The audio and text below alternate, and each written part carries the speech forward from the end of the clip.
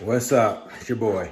I know it's been a while since I've posted a video for the channel, and the last time that I was on here, I was working on my gun room. Well, nothing's changed. It's still a gun room that's unfinished.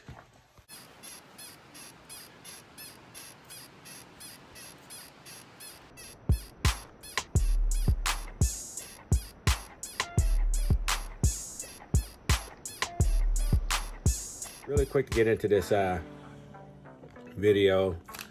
I started off trying to figure out what am I gonna do with the video, or what am I gonna do with the channel. It's very hard to make any kind of content without offending anybody on YouTube anymore, but we're gonna try it again anyways. I was hanging out in Doomsday Tactical, the local gun store here in Virginia, Roanoke, and the guy Mark there, every time I go in there, he wants to show me something. Hey, take a look at this. Hey, take a look at this. And he got some really cool stuff. It's a really cool gun store to go visit. What I intended to do this video on was either Glock builds, my Glock 45 MOS, or doing a video on custom slide work. What I ended up doing is, I was going to talk about optics. So excuse my messy shop table, but this is where I do all my work, my soldering and everything, and all that things. But this is what I picked up. I've never owned one. I've always heard about them. People will say Glock killer. People will say various things about them. Some people say cheap. I think that they're very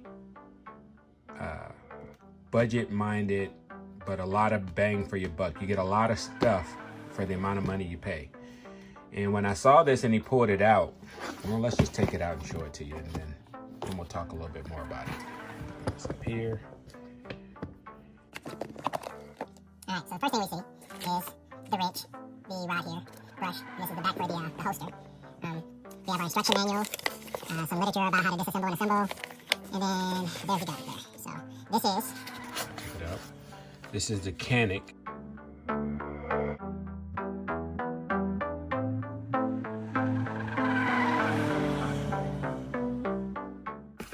TP9 Elite Combat Executive.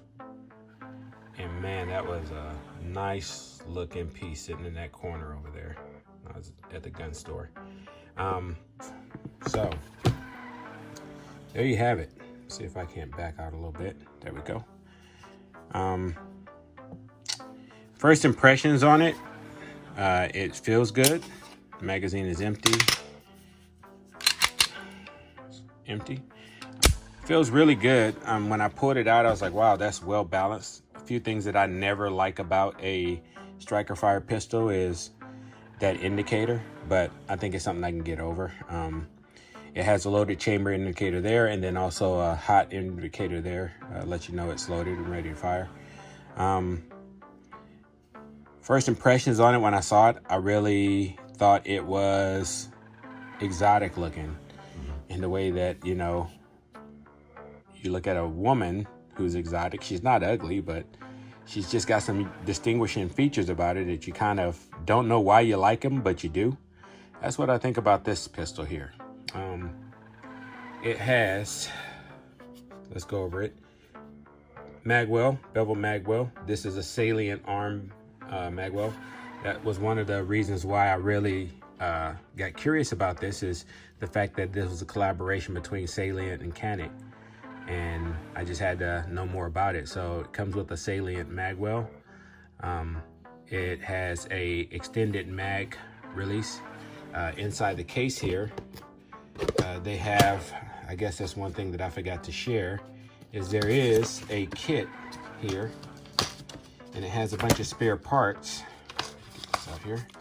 And in here, you can see them right there, two of the spare parts are, yes, two of them in there.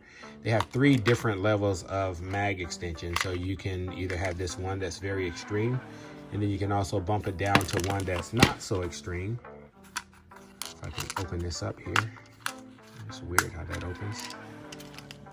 They have a really, the mild shoe for it, and that's it right there. Very little, and then they have a medium one there. So that's cool that they put that in there. And then it also has some fiber optic tubes, so you can change the color of your front sight, and just a few other little goodies in there. So yeah, so you can change. They have a extended mag release that you can exchange. Extended controls for your slide release. This is your takedown lever there. Kind of Glockish, but just a little bit more, a little bit bigger. I like that they have the rest up here for your index finger when you're firing. On the other side, it's made in Turkey logo, but over here it's stippled. Nice stippling on it, a little checkered back strap and front strap on it, but it feels really good in the hand. The sights are blacked out on the rear with the, I don't know what that's called, the lines that's going across it, but it kind of reduces the glare. They also have it on the front sight along with a fiber optic front sight on there, and it's pretty visible. I mean, it's a nice setup. Moving on, it has a optics cut on it, and like I said, this is cut for the RMR. The one thing that I don't like is when you take this off, you lose the rear sight. This doesn't have suppressor high sights. That's the one thing that I think that this firearm is missing, that it should have. Hopefully that we can fix that with some aftermarket stuff. Like I said, loaded chamber indicator there. Let's come back to this. Slide is nice, has front serrations on it. It's well balanced gun for full size. It's about the same size as a Glock 17. The branding for the TP9 Elite Combat. Let's move down to the trigger here. This trigger is really, really cool. It's a very wide face trigger. This is the safety portion of it. It is an aluminum shoe trigger, but it is a completely, from what I'm understanding, completely redesigned trigger for this brand, this TP9, the Combat Editions. What I like about it, that's all the creep that it has right there. That's it. If I can get this, you'll see what I'm talking about here with this trigger. The take-up is non-existent. Well, the take-up is, there's take-up there, but the wall, once you hit the wall, it's right there. I mean, just watch this when I pull the trigger. That's the creep wall. You barely saw that move, right? Now watch the reset. Very short reset. Back on again. It's not even. It's barely moving. That's it. I mean, this has got the shortest reset I have ever seen on an out-of-the-box firearm. That's it.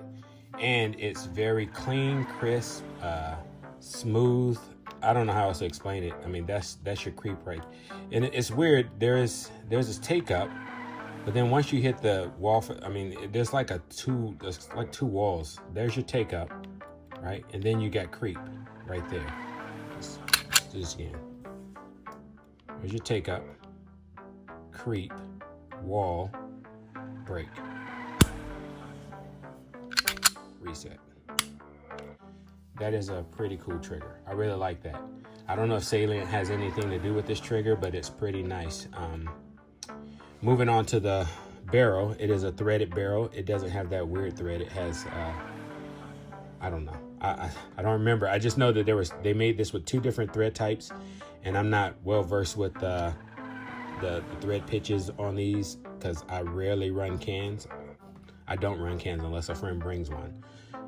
I'm planning on getting into the suppressor game, but right now, with all the laws and stuff, I'm afraid to buy something that I'm going to have to end up getting rid of and wasting my money. So a no-go there for me right now.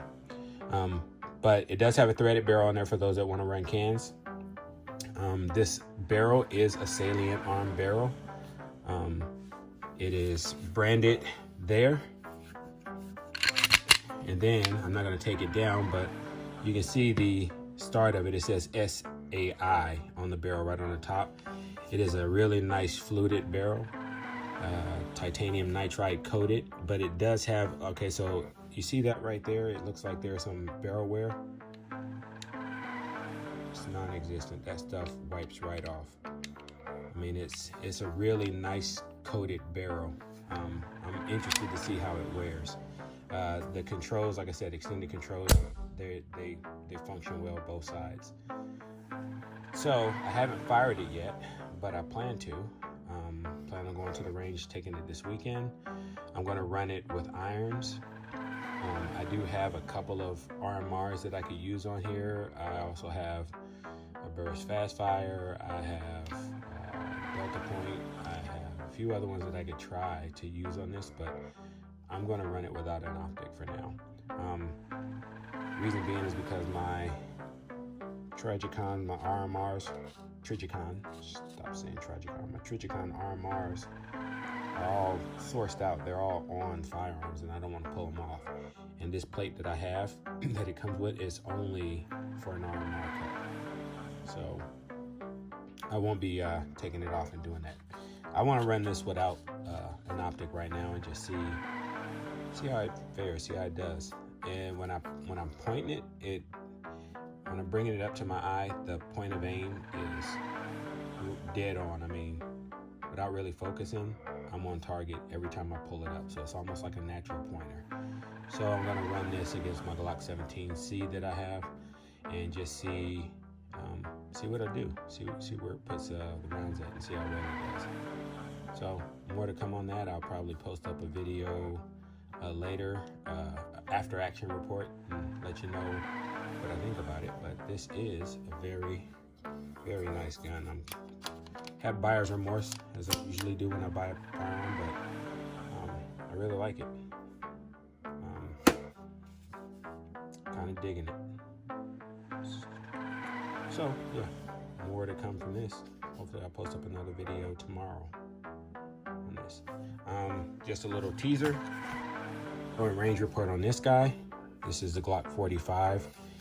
Outside the Canik, this is probably my newest firearm, and it is hot, so I'm not gonna unload it or fondle it too much. I just wanted to show it to you guys and let you know that I will be doing a report on this one coming up soon too, so stay tuned.